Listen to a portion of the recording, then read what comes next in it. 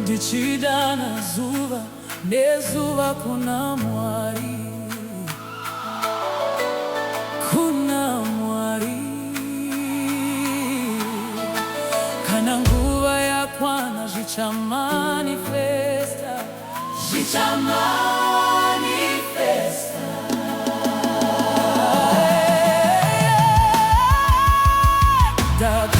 Ndakainamatira nyaya iyoyi,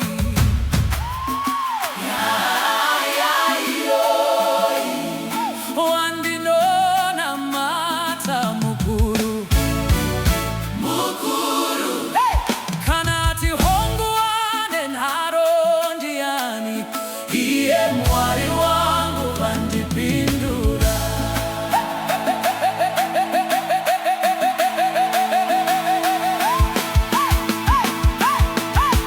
Taingoti moyo rega kumhanya, ngatimirire nguva ya mwari, ndaiti kunyangwe zvakaoma, ndichakunda pamabvi, zvino zvese zvaita pachena, moyo wava nerugare. Uyai muone zvaitwa nedenga, uyai muone zvaitwa nedenga, uyai muone zvaitwa nedenga, uyai muone zvaitwa nedenga. Ndakamboita doubts zvishoma, asi handina kusiya munamato. Ndakati kana zviri zvangu zvichauya nenguva yaMwari. Testimony moment. Vakazondibvunza vachiti, wakasvika sei apa, sei apa? Ndakainamatira nyaya iyoyi, ndakainamatira nyaya iyoyi, Mwari vakanditungamira. Zvese zvakatanga nemunamato,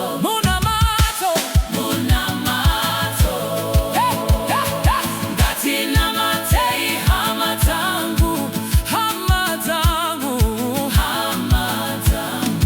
Mwari anopindura munamato, Mwari anopindura munamato. Ndakainamatira nyaya iyoyi, ndichidana zuva nezuva kuna mwari, kana nguva yakwana zvichamanifesta,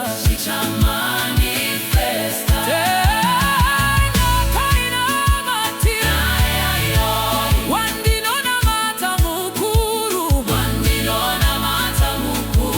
kanati hongu wane nharo ndiani, iye mwari wangu vandipindura.